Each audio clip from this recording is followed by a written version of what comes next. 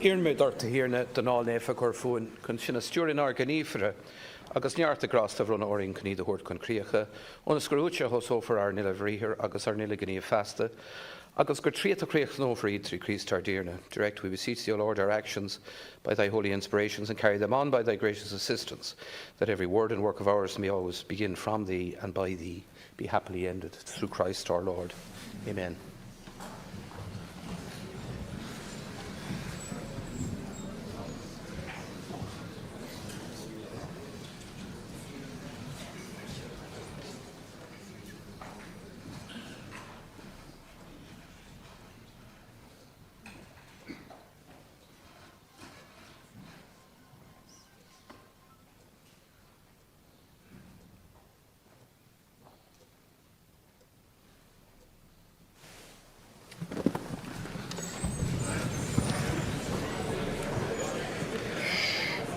Cúnas an is lever dul. Hí sé credum gúil fógra agat mar ólas den teach.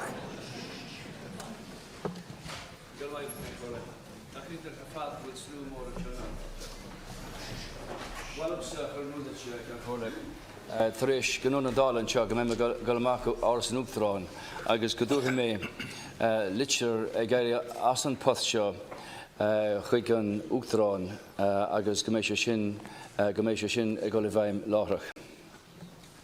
I was hoping that, having said that much, that I could leave quickly and quietly, but the business of the Dáil is such now that I no longer have any control over how it's to be conducted in full. And the prospect of making a speech or listening to them, either of glorification or flagellation, is not something that I really relish, because this has never been about me. It has always been, I can't call it, about the problems and the challenges that our people and our country face. That said, I'm very happy to have the opportunity to thank you and your predecessors, and indeed all the staff of this House, for their assistance and their unfailing courtesy, not just over the last 6 years as Taoiseach, but over the last 42 years since I've been a member of this House. It was Teddy Roosevelt who said, "Far and away the best prize that life has to offer is a chance to work hard at work worth doing." I've been truly blessed to have had that chance, and I'm eternally grateful to the Irish people, and particularly to the people of Mayo, for repeatedly giving me that opportunity. I really do believe that politics is work worth doing, a noble profession. Despite the many scandals and the disappointments, I believe that the vast majority of people elected to this House are here because we have an interest in and a love for our communities and for our country, and we wish to make a difference. For me, Cancola, cynicism is always an easy cop-out. The true measure of worth and courage is to keep trying again and again, knowing that much of that effort will go unrewarded. I understand the people's disillusionment with politics and the political process.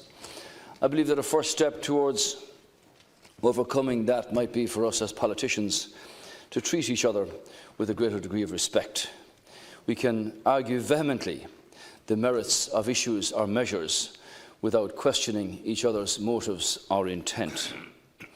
Politics is always about people, and government is always about making decisions. For my own part, I am the first to acknowledge that I have not got everything right, but I can honestly say that my motivation was always what I believed was in the best interests of the Irish people. I want to thank my colleagues in government for their efforts and support in trying to make an unprecedented and difficult situation work. And I want to recognise too the contributions of the members of the Fianna Fáil party opposite, with their leader, Micheál Martin.